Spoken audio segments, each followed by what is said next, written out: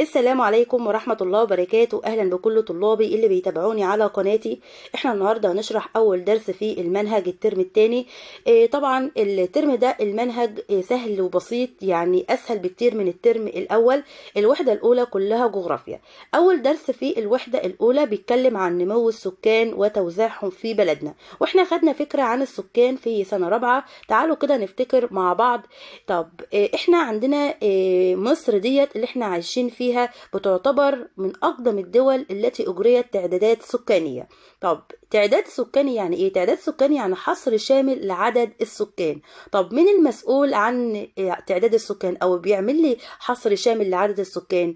الجهاز المركزي للتعبئة العامة والإحصاء. والتعداد السكاني في مصر بيكون كل 10 سنوات. طب احنا اخدنا قبل كده ان اخر تعداد في مصر كان 2017، يعني مفروض التعداد القادم هيكون 2027، لان لسه قايله دلوقتي ان التعداد السكاني بيكون كل 10 سنوات.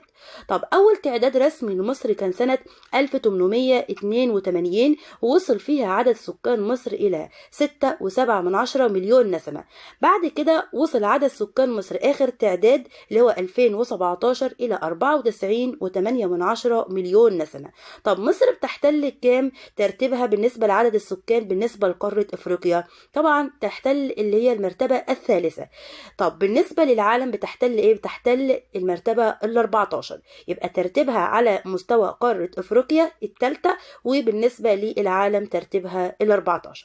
دي بالنسبة لمعلومات كده عن التعداد السكاني. وزي ما قلت لكم انه اخر تعداد لمصر عملته اللي هو كان 2017، فالتعداد الجديد هيكون 2027. طب احنا النهارده الدرس بيتكلم عن نمو السكان. نمو السكان ان هم زيادة عدد السكان خلال فترة زمنية معينة. يبقى بيجي يقول لك ما معنى النمو السكاني؟ نمو يعني زيادة، كلمة نمو يعني ان السكان كل شوية بيزيدوا. يبقى النمو السكاني زيادة عدد السكان خلال فترة زمنية معينة. طب أنا عايزة أعرف إيه اللي بيخلي إن السكان كل شوية يزيدوا؟ في عندي أسباب طبعا. طب يبقى ما يجي يقول لك ما هي أسباب النمو السكاني في مصر؟ أسباب النمو السكاني في مصر عندك حاجتين، إما الزيادة الطبيعية أو الزيادة الغير طبيعية.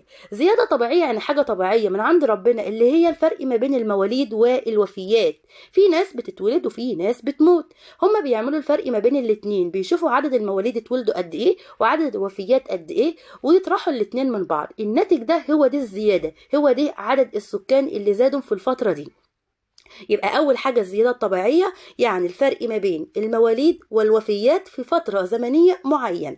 طب في حاجة تانية بتسبب لي زيادة السكان؟ أيوة طبعا، اللي هي الزيادة الغير طبيعية. دي حاجة بقى غير طبيعية، مش حاجة طبيعية متعودين عليها، لا، ديت اللي هي الهجرة، لها اسم تاني. يبقى لما يجي يقول لك الزياده الغير طبيعيه هي الهجره. الهجره دي طبعا انتقال الفرد من مكان اقامته، من مكان اللي هو عايش فيه الى مكان اخر. طب يبقى دي اسمه تعريف ايه؟ تعريف الهجره. يبقى الهجره هي انتقال الفرد من مكان اقامته الى مكان اخر. طب الهجره دي طبعا بتنقسم الى نوعين، في هجره داخليه وفي هجره خارجيه. الهجرة الداخلية هو انتقال الفرد بس من محافظة لمحافظة داخل الدولة. يعني احنا في دولة مصر لو الفرد انتقل من محافظة وراح يعيش في محافظة تانية، دي اقول عليها هجرة داخلية. طب لو الفرد انتقل من دولة وراح يعيش في دولة تانية، دي اسمها هجرة خارجية.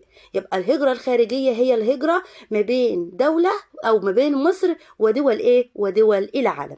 يبقى انا عرفت دلوقتي اسباب النمو السكاني في مصر. يعني ايه سبب زيادة السكان في مصر؟ سبب زيادة السكان إما تكون الزيادة الطبيعية أو الزيادة الغير طبيعية. الزيادة الطبيعية يعني إيه يا مس؟ يعني الفرق ما بين المواليد والوفيات. طب الزيادة الغير طبيعية اللي هي الهجرة، اللي هي انتقال الفرد من محل إقامته إلى مكان آخر. طب أنا عايزة أعرف إن معدل المواليد، إحنا عارفين إن مصر معدل المواليد فيه زيادة مستمرة. طب معدل المواليد في مصر حاليا بدأ ينخفض، ما عادش زي الأول. طب أنا عايزة أعرف إيه السبب؟ يجي يقول لك بما تفسر انخفاض معدل المواليد في مصر. دي طبعا بسبب إن بقى فيه وعي لدى الشباب، إن بقى فيه اهتمام، عملوا تنظيم الأسرة، بدأوا يعني يحدوا من ظاهرة الزواج المبكر للأطفال. دي بالنسبة انخفاض معدل المواليد في مصر. طب عندك كمان بالنسبة لمعدل الوفيات برضو بدأت النسبة تنخفض، ما عادش زي الأول. طب عايز أعرف السبب، يجي يقولك بما تفسر انخفاض معدل الوفيات في مصر. طب بتنخفض معدل الوفيات في مصر لأن مصر بدأت تهتم يعني بقى في رعاية صحية، بقى في اهتمام يعني بالمواطنين بالنسبة للصحة، إن الدولة بدأت توفر خدمات صحية ومستشفيات. كل الحاجات دي بدأت يعني تؤدي إلى انخفاض معدل الوفيات. طب أنا عايزة أعرف إيه السبب إن السكان بيهاجروا من مكان إلى آخر. يجي يقولك بما تفسر هجرة السكان من مكان إلى آخر. طبعا السكان بيهاجروا من مكان لآخر لأسباب كتير. أول سبب عندك اللي هو البحث عن فرص عمل، عشان يشوف يعني فرصة عمل أو وظيفة أحسن من اللي هو كان بيعمل بيها. طب تاني حاجة عشان يحسن من مستوى معيشته، عشان يبقى عايز الدخل بتاعه يزيد. تالت حاجة من أجل التعليم. في ناس بتهاجر من مكان إلى آخر مش علشان تدور على فرص عمل، لا، إنها بتروح تتعلم. يبقى دي 3 أسباب للهجرة. يبقى أسباب الهجرة أول حاجة اللي هو يعني توفير فرصة عمل أفضل، تاني حاجة تحسين مستوى المعيشة، تالت حاجة من أجل التعليم. طب ايه بقى النتائج المترتبة على الهجرة؟ الانسان انتقل من مكان وراح عاش في مكان تاني، دي هيؤدي الى ايه؟ تخيل كده انت عايش في مكان وكل الناس مثلا احنا معظم السكان بيهاجروا الى محافظة القاهرة، فعشان كده محافظة القاهرة بدأ يزيد فيها عدد السكان. يبقى ما يجي يقول لك ما النتائج المترتبة على الهجرة؟ زيادة الكثافة السكانية. يبقى بقى في محافظة القاهرة مثلا كثافة سكانية عالية جدا بسبب الهجرة. تاني حاجة بدأ يبقى في ضغط على الخدمات الموجودة في القاهرة، واحنا أخدنا قبل كده لما الدولة عملت لنا العاصمة الإدارية الجديدة دي كان بسبب التكدس السكان والخدمات الموجودة كتير فين في القاهرة. بدأ يبقى في ضغط على الخدمات الموجودة في القاهرة، فعشان كده الدولة عملت لنا العاصمة الإدارية الجديدة. بدأ يظهر لي كمان العشوائيات. العشوائيات دي مناطق فقيرة ما فيها خدمات ولا كهرباء ولا مية، فعلشان كده كل ده بسبب الهجرة. يبقى ما يجي يقول لك من النتائج المترتبة على الهجرة زيادة الكثافة السكانية، زيادة الضغط على الخدمات العامة، ظهور العشوائيات. طب في عندك محافظات بتجذب السكان. يعني ايه بتجذب السكان؟ يعني بتخلي السكان يروحوا يعيشوا هناك، يهاجروا إلى المحافظات دي. من أشهر طبعا المحافظات الموجودة عندنا في مصر زي محافظة القاهرة والإسكندرية، دي بتعتبر من المحافظات الجاذبة للسكان. يبقى احنا دلوقتي اتكلمنا عن النمو السكاني، واتكلمنا عن الزيادة الطبيعية اللي هي عدد المواليد وعدد الوفيات، وعرفنا ان عدد المواليد وعدد الوفيات بدأ يبقى فيهم انخفاض حاليا في مصر. اما اتكلمنا كمان عن الزيادة الغير طبيعية اللي هي الهجرة، عرفنا اسباب الهجرة والنتائج المترتبة على الهجرة. بعد كده هنتكلم عن الكثافة السكانية في مصر، دي تاني جزء من الدرس بتاعنا. يبقى احنا خدنا اول جزء اللي هو النمو السكاني، وعرفنا النمو السكاني يعني زيادة في عدد السكان خلال فترة زمنية معينة. طب الكثافة السكانية بقى يعني ايه كثافة سكانية؟ يعني بنشوف عدد السكان بالنسبة لمساحة الارض اللي هم بيعيشوا عليها. يبقى دي اسمها تعريف الكثافة السكانية، هي النسبة بين عدد السكان ومساحة الارض التي يعيشون عليها. طبعا معظم السكان عندنا في مصر بيعيشوا على ضفاف نهر النيل اللي هي موجودة عندك في الوادي والدلتا بسبب خصوبة التربة وكمان وفرة المياه. يبقى دي بالنسبة لسكان مصر. تاني حاجة كل ما يزيد عندك عدد السكان في مكان ما كل ما تزيد عندك الكثافة السكانية. طب الكثافة السكانية دي وصلت في مصر سنة 2005 حوالي 70 نسمة لكل كيلومتر. بعد كده حاليا في سنة 2022 وصلت الكثافة السكانية دي إلى 103 نسمة لكل كيلومتر. طب الكثافة السكانية طبعا في محافظة القاهرة بتكون عالية جدا، وصلت حوالي كام؟ حوالي 52 ألف نسمة لكل كيلو متر. بالنسبة لعدد السكان، في عندك يعني السكان في المحافظات الموجودة عندي في مصر، في سكان يعني بيوصل عددهم من 8 ل 10 مليون نسمة. عندك كمان من 6 ل 8 مليون نسمة، من 4 ل 6 مليون نسمة. فعندك كمان من مليون إلى أقل لمليون نسمة. دي اسمها توزيع عدد السكان في محافظات مصر. وأكتر المحافظات اللي عندي فيها عدد سكان عالي جدا زي محافظة القاهرة والجيزة، دي من أكتر المحافظات عدد السكان. طب عندك أقل المحافظات اللي هي سكانا زي محافظة اللي هي جنوب سيناء وشمال سيناء، دي من أقل المحافظات في السكان. طب احنا عندنا الكثافة السكانية يعني بتتشابه من محافظة لمحافظة؟ لا طبعا، كل محافظة السكان فيها بيختلفوا عن المحافظة التانية، علشان كده بقول بتختلف الكثافة السكانية بين محافظات مصر. في عندك محافظات بيرتفع فيها الكثافة السكانية، وفي محافظات تانية بيقل فيها الكثافة السكانية. طب انا عايزة اعرف المحافظات اللي بيرتفع فيها الكثافة السكانية دي بتعتبر محافظات ايه؟ بسميها محافظات الوادي والدلتا. طب المحافظات اللي بيقل فيها الكثافة السكانية بسميها المحافظات الصحراوية. طب المحافظات الوادي والدلتا ليه بتعتبر من المحافظات اللي بيبقى فيها كثافة سكانية عالية قوي؟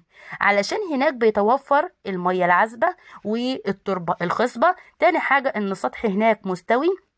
تالت حاجة ان في خدمات. رابع حاجة سهولة المواصلات. كل ده عوامل خلت ان بيبقى في ارتفاع في الكثافة السكانية في المحافظات الوادي والدلتا. وطبعا اكتر المحافظات ازدحاما بالسكان زي القاهرة والجيزة.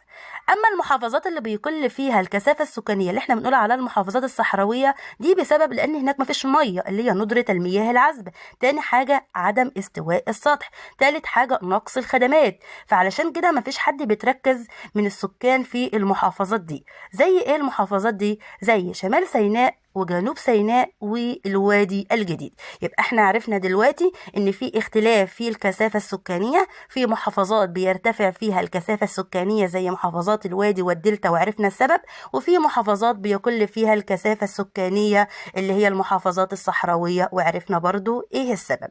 طب اخر جزء في الدرس بتاعنا النهاردة ان احنا في عندنا يعني ان عارفين ان في زيادة مستمرة في عدد السكان في مصر.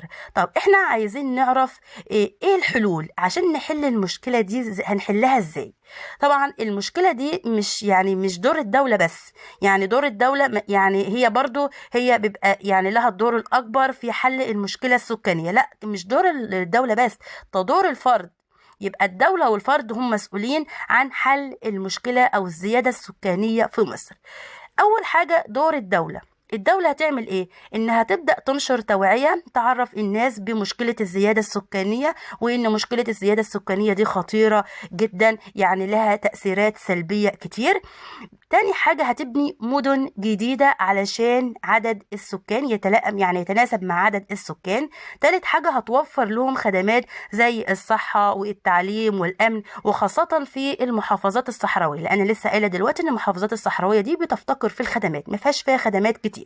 طب احنا عرفنا دور الدولة. طب دور الفرد بقى دوره ان هو هينظم الأسرة عشان يقلل ليه معدل المواليد. تاني حاجة هيبدأ يخرج من الوادي والدلتا ويروح يستقر في المدن الجديدة. تالت حاجة اللي هو استصلاح الصحراء لإعادة توزيع السكان. برضو ان احنا عارفين ان معظم مساحة مصر عندنا أراضي صحراوية، فاحنا لازم نستصلح الأراضي الصحراوية ديت علشان كمان نساعد على تقليل الكثافة السكانية في الوادي والدلتا. مش كل الناس متركزة في الوادي والدلتا وسايبين عندنا الأراضي الصحراوية، فاحنا لازم نستصلح الأراضي الصحراوية دي علشان نقلل الكثافة السكانية في الوادي والدلتا. بكده هنحل مشكلة الزيادة السكانية في مصر. يبقى احنا عرفنا دلوقتي حلول لمشكلة الزيادة السكانية في مصر، سواء كان دور الدولة أو دور الفرد. كده خلصنا الدرس بتاعنا النهاردة، درس سهل جدا وبسيط. طب تعالوا كده في نهاية الدرس نتعرف على أهم المفاهيم اللي قابلتنا في الدرس الأول. أول حاجة تعريف نمو السكان، اللي هو زيادة عدد السكان خلال فترة زمنية معينة. الزيادة الطبيعية الفرق بين عدد المواليد والوفيات. الهجرة انتقال الفرد من محل إقامته إلى مكان آخر. الهجرة الداخلية الهجرة اللي بتتم بين المحافظات داخل مصر. الهجرة الخارجية اللي بتتم بين مصر ودول العالم. آخر حاجة الكثافة السكانية، وهي النسبة بين عدد السكان ومساحة الأرض التي يعيشون عليها. دي بالنسبة عندك حوالي 6 تعريفات. التعريفات دي مهمة جدا، دي التعريفات اللي احنا أخدناها في الدرس الأول اللي هو بيتكلم عن نمو السكان. يبقى احنا أخدنا النهاردة في الدرس بتاعنا، قسمنا الدرس إلى 3 أجزاء. أول جزء اتكلمنا فيه عن نمو السكان وعرفنا سبب نمو السكان اللي هي الزيادة الطبيعية والزيادة الغير طبيعية. بعد كده اتكلمنا عن الكثافة السكانية وعرفنا تعريفها ايه، واخدنا طبعا في محافظات بيرتفع فيها الكثافة السكانية، في محافظات بيقل فيها الكثافة السكانية. واخدنا اخر حاجة دور الدولة ودور الفرد في حل مشكلة الزيادة السكانية في مصر. درسنا النهاردة درس سهل جدا وبسيط، اتمنى تكونوا فهمتم الدرس كويس قوي. طبعا اي حد عنده اي سؤال في الدرس بعد ما تبدأ تذاكر الدرس كويس تبدأ تحل عليه، تبدأ اي سؤال يقف عليك في الحل اكتبوا لنا في الكومنتات وانا هرد على على التعليقات ان شاء الله. وما تنسوش تشتركوا في القناة وتفعلوا الجرس، ولو عجبكم الفيديو تضغطوا لايك. وشكرا لكم والسلام عليكم ورحمة الله.